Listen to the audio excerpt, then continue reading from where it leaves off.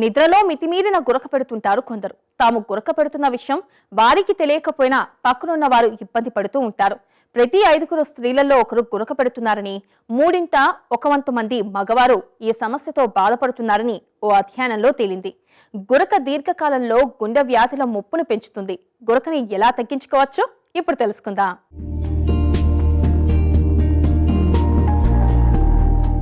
నిద్రలో వచ్చే గురకని చాలా మంది చిన్న సమస్యే కదా అని అనుకుంటారు. గురక వస్తున్నా దాన్ని తగ్గించుకునే ప్రయత్నం చేయకుండా నిర్లక్ష్యం చేస్తుంటారు. గురక వలన నిద్రలో శ్వాసకు ఆటంకాలు కలుగుతుంటాయి. పదే పదే శ్వాస తీసుకోవటం ఆపేస్తుంటారు. ఎక్కువగా గురక పెట్టేవారికి పగలు మగతగా అనిపిస్తుంటుంది. అలాగే ఈ సమస్య ఉన్నవారికి గుండె వ్యాధితో పాటు ఇతర తీవ్రమైన అనారోగ్యాలు వచ్చే ప్రమాదం 2-3 వరకు పెరిగే ప్రమాదముంది. చాలా కాలంగా గురకకు కంటిన్యూవస్ పాజిటివ్ ఎయిర్ బే ప్రెషర్ అంటే సిపిఏపి అనే పద్ధతిని చికిత్సగా అందిస్తున్నారు. ఇది ఒక మాస్క్. దీనిని నిద్రపోతున్నప్పుడు ముక్కు, నోరు కవర్ అయ్యేలా ధరించాలి. దీనికి అనుసంధానంగా ఒక మెషిన్ ఉంటుంది. దీని నుండి సున్నితంగా వచ్చే గాలి తాలూకు ఒత్తిడి గురక బాధితుల శ్వాసనాళాలు తెరుచుకునేందుకు సహాయపడతాయి. దీనివలన వారికి నిద్రలో శ్వాస తీసుకోవటం తేలికవుతుంది. పరిశోధకులు ఇప్పటికీ గురకను తగ్గించే మార్గాల కోసం అన్వేషిస్తూనే ఉన్నారు. గురక అనేది మెయిన్గా మనకు ముక్కు నుంచి మన ఊపిరితిత్తుల వరకు ఒకటే ఎయిర్వే అండి. మనకి ఎక్కడ అబ్స్ట్రక్షన్ ఉన్నా అంటే ఎక్కడ మనకు ఆ ఎయిర్వే మూసుకుపోయినా, లైక్ ముక్కులో ముక్కుదూలం వంగినా కానీ, హైపర్ట్రోఫిడ్ ఇన్ఫీరియర్ టర్బినేట్స్ ఉన్నా కానీ, అలర్జీ ఉన్న వాళ్ళల్లో ముక్కులో వాపు వస్తుంటుంది. అలాగే ఈ అలర్జీ ఉన్న వాళ్ళల్లో పాలిప్స్ అని ఫామ్ అవుతూ ఉంటాయండి ముక్కులో. ఇవన్నీ ప్రధాన కారణం ముక్కు మూసుకుపోవడానికి. అలాగే గొంతులో ఓరోఫారింగ్స్ అంటారు. ఈ ఏరియాలో మనకి కొంతమందికి మన నాలుక కింది భాగం, వెనక భాగం, బేస్ ఆఫ్ ద టంగ్ చాలా బల్కీగా ఉంటుంది. అలాంటి వాళ్ళు వెనక్కి పడుకున్నప్పుడు స్మూత్ మజిల్స్ అని రిలాక్స్ అయిపోయి టంగ్ కూడా వెనక్కి పడిపోయి ఆ ఎయిర్వేని అబ్స్ట్రక్ట్ చేయడానికి ఛాన్సెస్ ఉంటుంది. కొంతమంది అనటామికల్ అబ్నార్మాలిటీస్ ఉంటాయండి, స్కెలిటల్ అబ్నార్మాలిటీస్. అలా ఫేస్కి సంబంధించినటువంటి ఈ జా, కింది జా అబ్నార్మల్గా ఉంటుంది బై బర్త్ కొంతమందికి. అలాంటి వాళ్ళల్లో కూడా గురక వచ్చేదానికి అవకాశం ఉంటుంది. కొంతమందికి షార్ట్ నెక్ ఉంటుంది.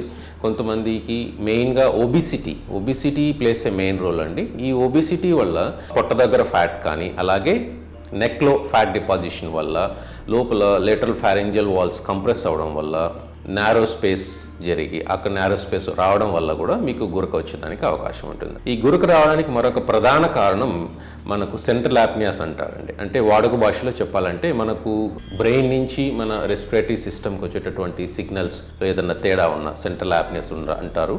అలాంటి తేడాలు ఏదైనా ఉన్నా వీళ్ళకి గురక వచ్చేదానికి అవకాశం ఉంటుంది. గురక పెట్టే వారిలో ప్రధానంగా రాత్రులు నిద్రలో గురక, పగలంతా నిద్ర వచ్చినట్టుగా మగత లక్షణాలు కనబడుతుంటాయి. వైద్యులు ఈ స్లీప్ ఆప్నియాని నిర్ధారించడానికి ల్యాబ్లో పరీక్షిస్తారు. నిద్రపోతున్నప్పుడు గురక బాధితుల గుండె, ఊపిరితిత్తుల పనితీరుని, ఆక్సిజన్ స్థాయిని పరిశీలిస్తారు. అయితే ఇప్పుడు ఇవే పరికరాలు కొత్తగా చాలా చిన్న పరిమాణంలో కూడా వస్తున్నాయి. ఇంతకు ముందు రోజుల్లో వైద్యులు గురకని కేవలం మగవారి సమస్యగా భావించేవారు. దాంతో స్త్రీలలో స్లీప్ ఆప్నియా సమస్య ఉన్నా దానిని నిర్ధారించి చికిత్స అందించడం తక్కువగా జరిగేది. కానీ ఇప్పుడు పరిస్థితి మారింది. మెనోఫాస్ తరువాత దశలో మహిళల్లో మగవారిలాగే గురక వచ్చే అవకాశం ఉంది. అయితే స్త్రీలు మగవారి స్థాయిలో గురక పెట్టరు. అలాగే వీరిలో పగలు నిద్రమత్తు ఉండటం కూడా తక్కువే.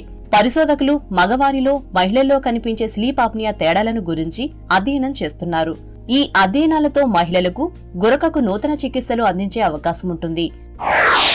గురక నుంచి సఫర్ అయ్యే వాళ్ళు మెయిన్గా తగినటువంటి పరీక్షలు చేయించుకొని ప్రాపర్గా ఎవాల్యుయేట్ చేసుకోవాలండి. గోల్డ్ స్టాండర్డ్ టెస్ట్ ఫర్ గురక ఏంటంటే మీకు స్లీప్ స్టడీ అంటారండి. ఇట్స్ రాత్రంతా ఈ ఓవర్ నైట్ స్టడీ రాత్రంతా చేస్తారు.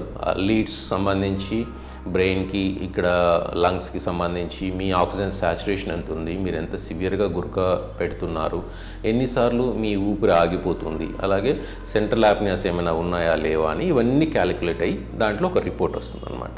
ఆ రిపోర్ట్ని బేస్ చేసుకొని మిగతా ఏమైనా మీకు స్కాన్స్ అవసరమైనా కానీ, అంటే అనటామికల్ అబ్నార్మాలిటీస్ ఏమైనా ఉంటే డిటెక్ట్ చేయడానికి స్కాన్స్ కానీ, అవసరమైనటువంటి వేరే బ్లడ్ టెస్టులు కానీ చేసి ఫర్దర్గా మీకు ట్రీట్మెంట్ అనేది ప్లాన్ చేయాల్సి ఉంటుందండి. మెయిన్గా ఒబిసిటీ, కాస్త లావు ఉన్న వాళ్ళు బరువు తగ్గడం వల్ల చాలా వరకు ఈ గురక నుంచి బయటపడేదానికి అవకాశం ఉంటుంది. డైట్ చేయడం వల్ల కానీ, లేదా ఎక్సర్సైజ్ చేయడం వల్ల కానీ మీ బరువుని తగ్గించుకొని ప్రాపర్ వెయిట్, హైట్, వెయిట్కి సంబంధించి ఆ బిఎంఐని మెయింటైన్ చేస్తే మీకు గురక చాలా వరకు తగ్గేదానికి అవకాశం ఉంటుంది.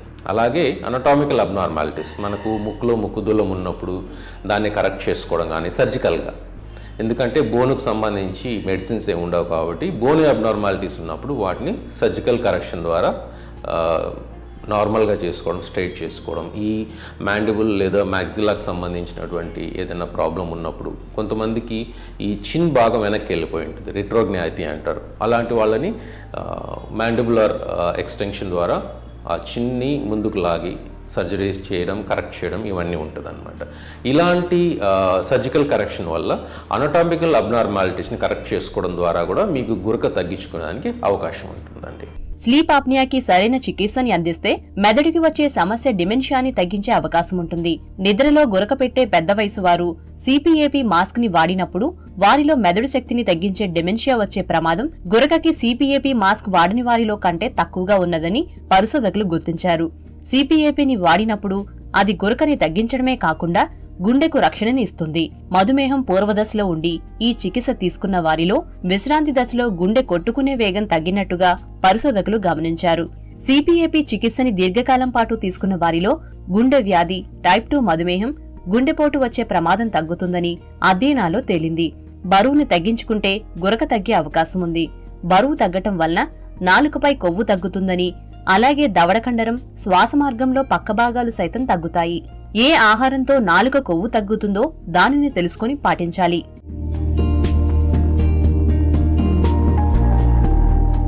గురక లేదా స్లీప్ ఆప్నియాని నిర్లక్ష్యం చేయడం మంచిది కాదు. దీని కారణంగా వచ్చే అనారోగ్యాలను నివారించుకోవాలంటే తప్పనిసరిగా గురకని తగ్గించుకోవాలి. ఇప్పుడు గురకని తగ్గించుకునేందుకు పలు రకాల చికిత్సలు, పరికరాలు అందుబాటులో ఉన్నాయి. అలాగే శరీర బరువుని తగ్గించుకోవడం ద్వారా కూడా గురకని తగ్గించుకోవచ్చని వైద్యులు సూచిస్తున్నారు. కనుక అధిక బరువు ఉన్నవారు బరువు తగ్గే ప్రయత్నం చేయాలి.